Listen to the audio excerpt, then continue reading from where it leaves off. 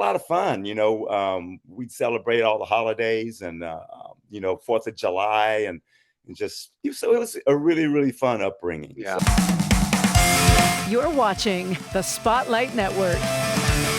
Starring Hollywood's newsman, Logan Crawford. They now believe a single member. He works with TV and film legends. And now, Logan's shining the spotlight on the world's top emerging authors and creators. International were abducted. This is Spotlight with Logan Crawford. Streaming on Roku, Apple TV, and Amazon Fire TV. I'm Logan Crawford, and right now on Spotlight, we're diving into a powerful and inspiring true story, a story of transformation, one that resonates with viewers searching for self-discovery, life purpose, overcoming adversity, and personal growth. The name of the book, Black Boy from the Bario. It is written by certified life coach and author Cornelius Wright.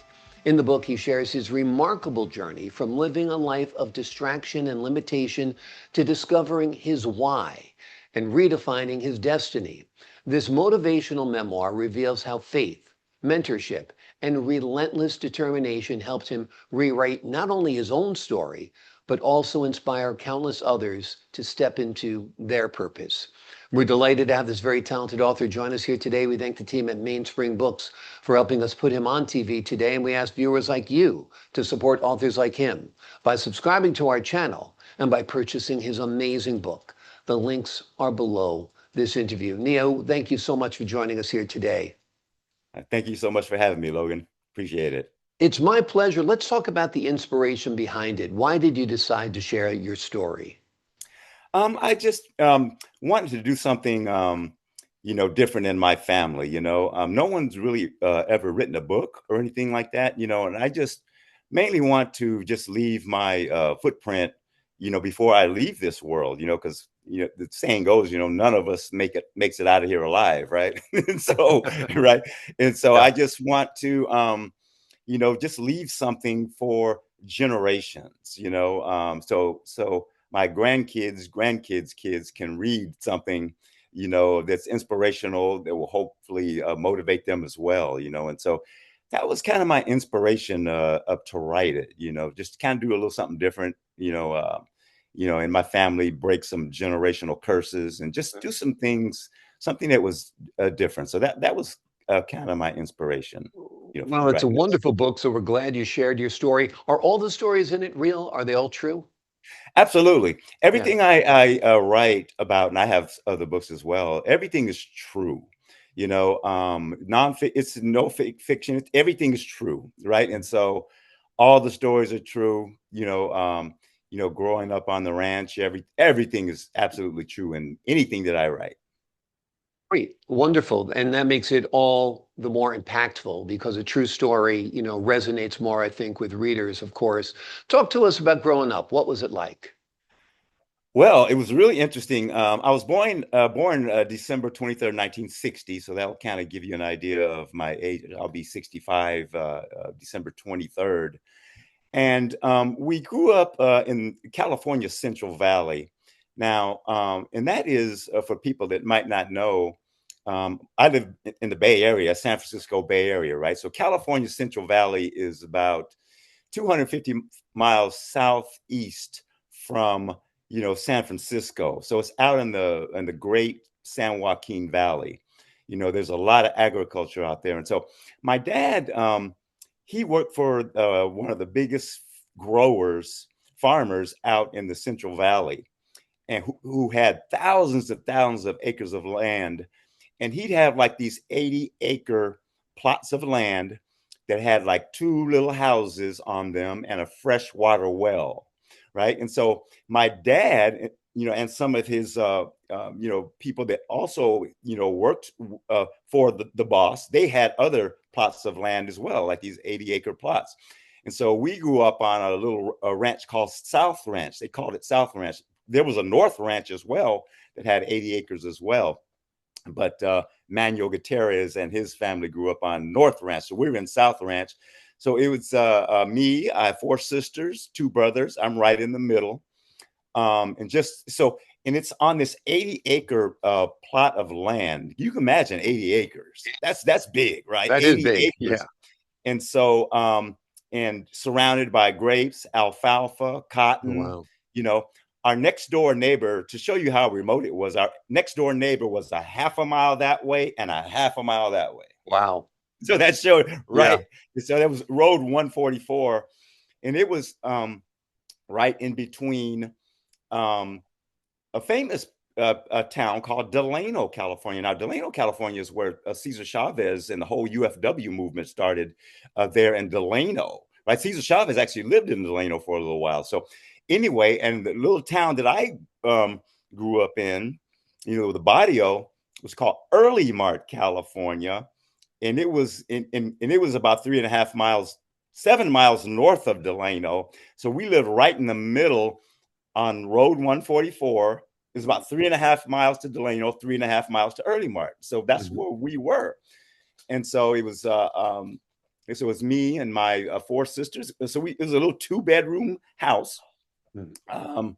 You know, and my mother and father, of course, had 1 bedroom, and the rest of us kids, you do the math, right? The rest of us kids stayed in that other bedroom, It was pretty right? And tight. so, right, it was pretty tight, Yeah. you know, but it was a really, really fun upbringing. You know, we had dogs and cats. We take the dogs hunting and things like that, you know, and we just play all these games and things like that, you know, and it was a really, really we didn't have much, you know. We had enough, you know. I guess we were considered poor, you know, but we, you know, but anyway, we had a loving mother and father, brothers and sisters.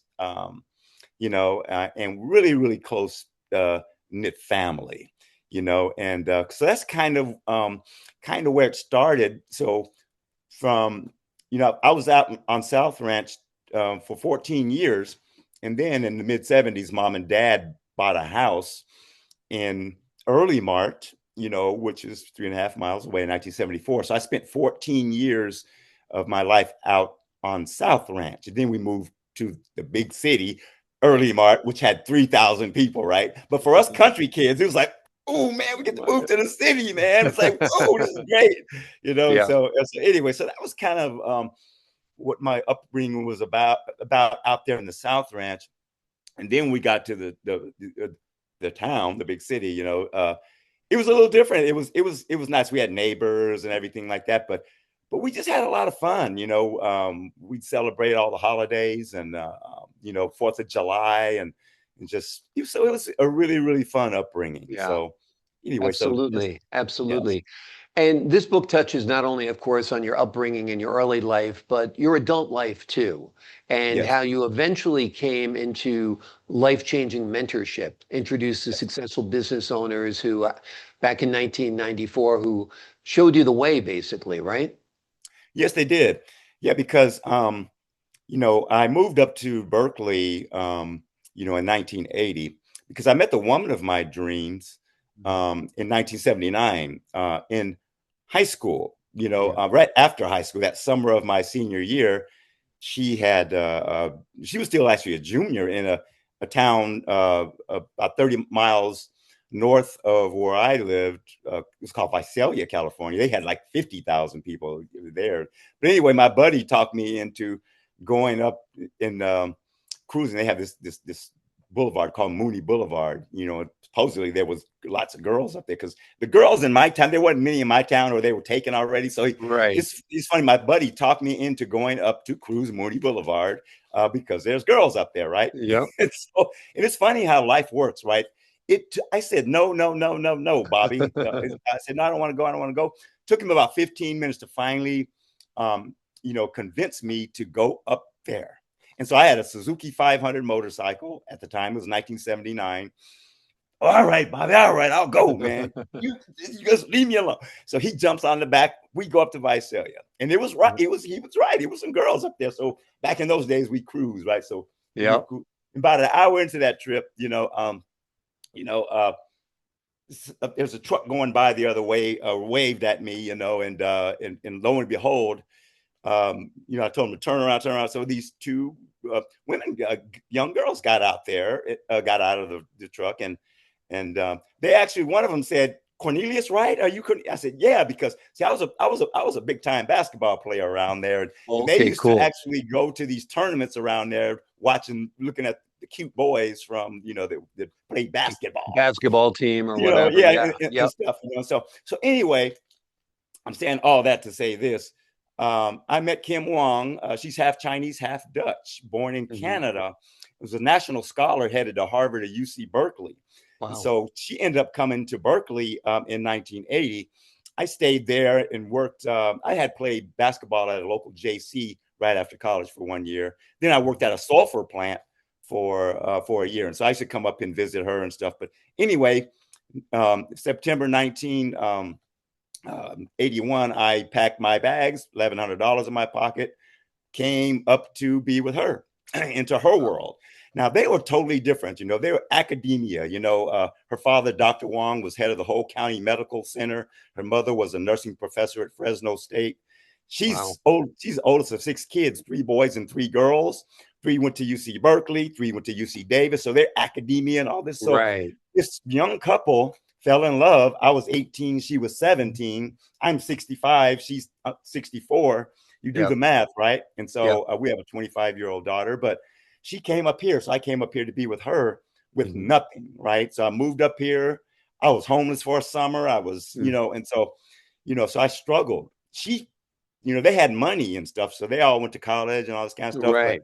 we dated for years in privacy, fearing, I'm a boy from the hood, and they had money and their academia, fearing that they wouldn't accept me. So we dated 13 years without me formally meeting them until we got married. So anyway, Wow. so that's another story, right? Yeah.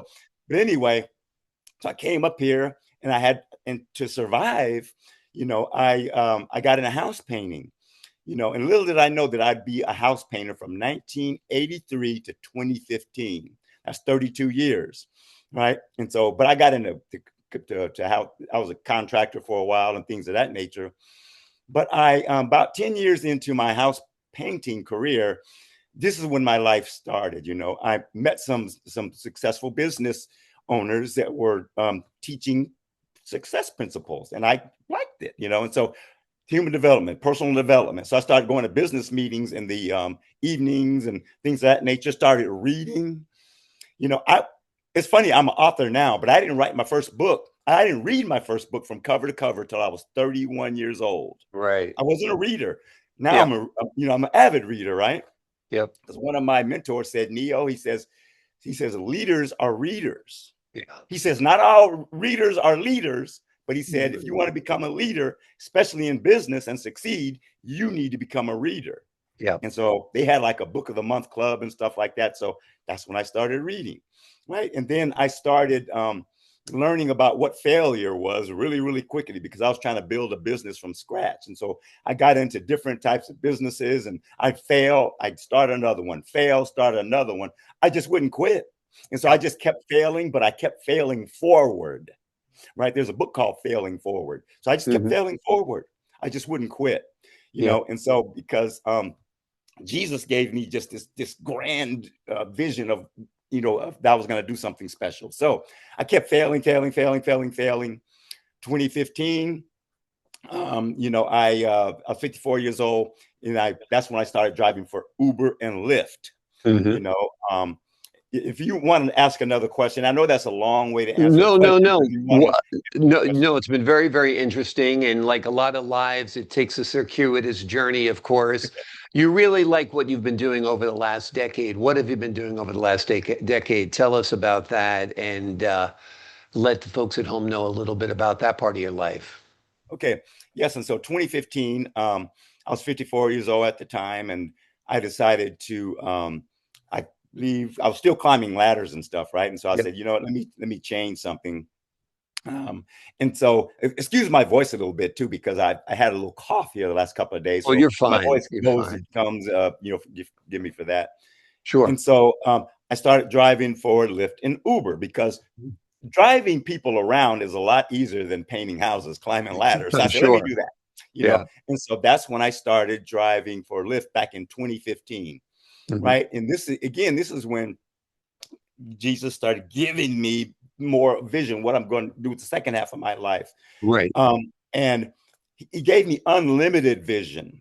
And one thing about me, I'm a movement guy. I found out I'm a Mm-hmm. movement guy, which means I start movements. So whatever I'm going to do is going to be big. Yeah. Not because I'm ego driven or anything like that. It's because I'm also a humanitarian, which means Mm-hmm. I serve people. So if the bigger I think, that means the more people I can serve. Yeah. That's just how I think. And so I started writing the memoirs to Black Boy from the Barrio in 2015, while driving for Lyft, Lyft and Uber, so I started writing the memoirs to that. Yeah. I gave myself about a 5-year time frame to write that. Initially, I was going to write a whole autobiography, but I decided to just write it in volumes. This is volume 1 of Black Yeah. Boy from the Barrio. It goes from birth to 10 years old. Then the next one will go 10 to 20 and so on and so forth. Yeah. So I decided to write those volumes. 2017, I became a certified life coach. Wonderful. Because I really, really love people. I knew about goal setting and throughout my business career, I learned how to build teams. I learned how to do sales. I learned how to teach. I have so many skills, and I'm a driven individual. I'm a big time dreamer and a driven individual, and so because I really, really love to help people. So I became a certified life coach during that time. But during that time, Logan, something kind of, life will take a kind of a turn all of a sudden, because when we were out there on South Ranch, I didn't mention, in my book mentions it, that my mother was schizophrenic and she was going in and out of mental institutions, and my dad struggled with that for years. And so it didn't tear the family apart like it did with her sister's family. Yeah. But my dad, he stayed with the kids, and we stayed with our aunts. But my mother was in and out of mental institutions and stuff. And I tell you, and that was tough on the family. It was kind of tough on us, Yeah. seeing the police taking your mom away in a car, kicking and screaming. She was Awful. with a psychotic episode.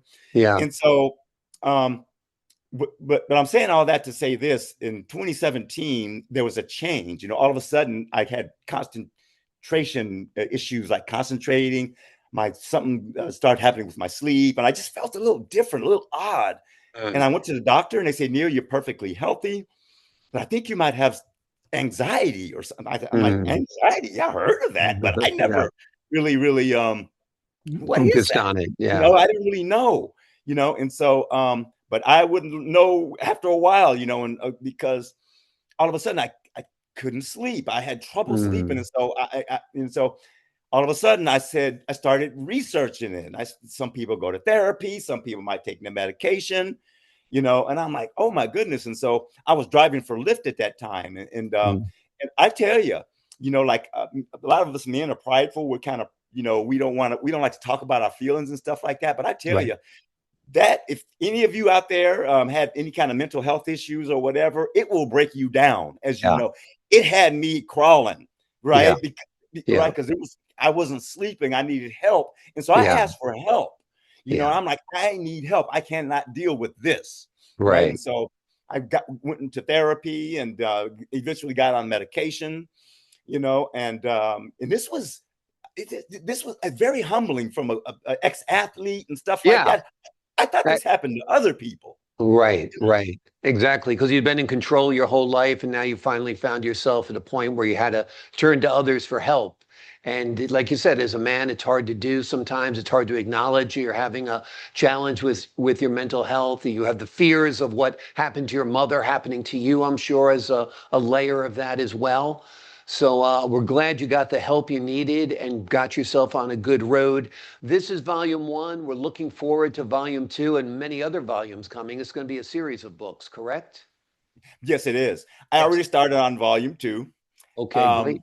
And so that's going to be, I already have all the titles and stuff like that, all lined up and stuff like that. And so, because I want to, to captivate an audience, as you can see, I'm kind of I got a lot of energy, and You're a high energy guy. I got a lot of energy, and I'm just, I just love to inspire people, it's Wonderful. just the way I am, and so Well, I do this have no book you've written is very inspiring. We're looking forward to the subsequent volumes as well. The book we're talking about today is called Black Boy from the Barrio.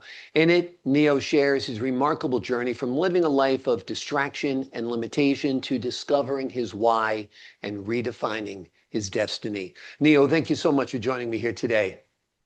Yes. Thanks you so much for having me. Such a great time talking to you. I appreciate your insight and the work you've done on this book and your high energy. I think you're going to go play some basketball after this. I think you're ready for it. Absolutely. Yeah. I need to do something. Exactly. Same here. I'm the same type. To the folks at home, I'm Logan Crawford, thanking you for your time this time. Until next time.